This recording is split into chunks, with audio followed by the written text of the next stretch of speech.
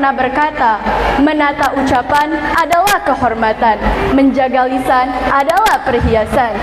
Sayyidi Raisul Muassasatil Muhtaram, Mudirul Madrasatil Mukarram, wala ansakum hadirin wal hadiratul kiram. Assalamualaikum warahmatullahi wabarakatuh.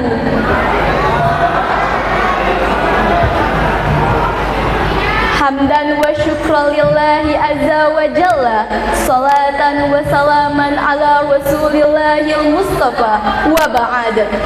Pada kesempatan yang berharga ini, izinkan kami membawakan sebuah ceramah yang berjudul Hentikan Pembulian, Mulaikan Kebenaran. My pride audiences, bullying is inappropriate behavior that can hurt others people feelings or even their physical appearance, such as violence. Bullying cases are of a fine school. However, is it possible that bullying also occurs in the workplace?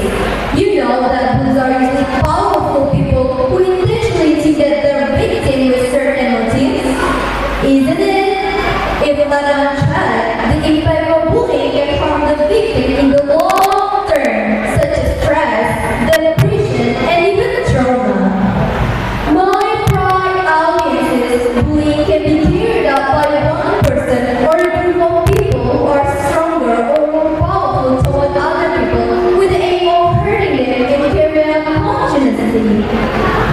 Hadirin yang dirahmati Allah Subhanahu wa Ta'ala, menurut Kementerian Pemberdayaan Perempuan dan Perlindungan Anak Republik Indonesia, bullying adalah segala bentuk penindasan atau kekerasan yang dilakukan dengan sengaja.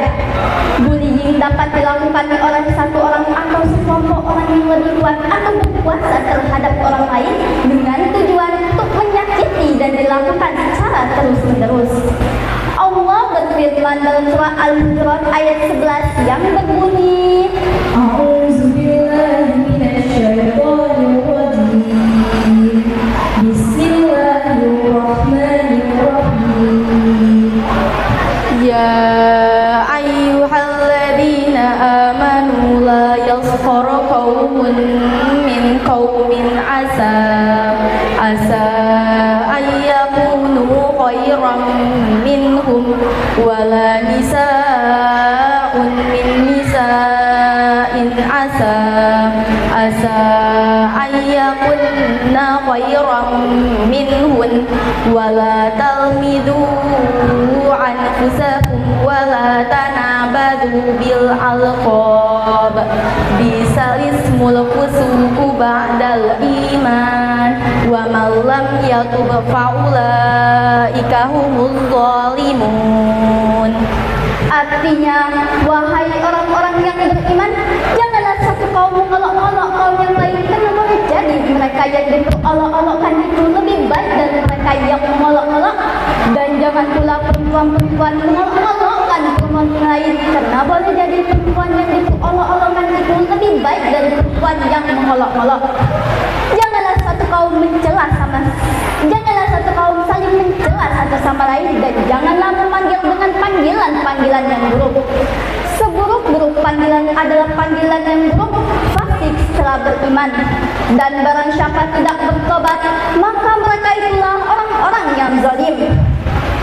Hadirin yang dirahmati Allah Subhanahu wa Ta'ala, dari ayat tadi sebenarnya sudah bisa disimpulkan bagaimana Islam mengajarkan betapa terlarangnya sikap saling menghina dan merendahkan.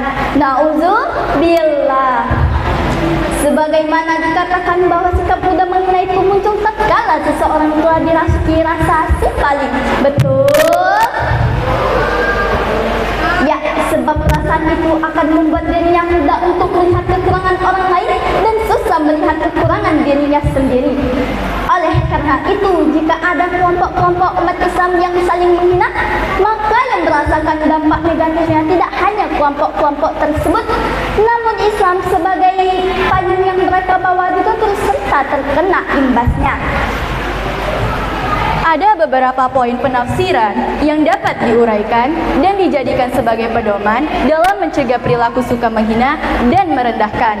Yang pertama, mencegah diri dari rasa simpaling dengan selalu melakukan muhasabah atau penilaian diri sebelum menilai orang lain.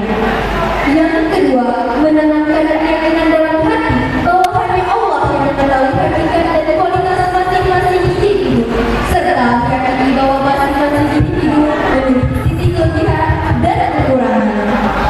Yang ketiga, selalu mengutamakan sopan santun dalam berkehidupan sosial, salah satunya dengan tidak menyebut orang lain dengan panggilan-panggilan negatif.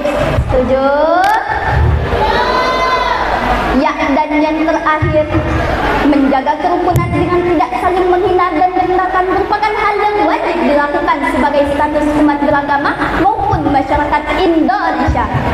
Sebab kerukunan akan membawa pada persatuan. Persatuan akan mewujudkan etos kerakyatan, Dan etos kerakyatan akan mewujudkan cita-cita bangsa di masa depan.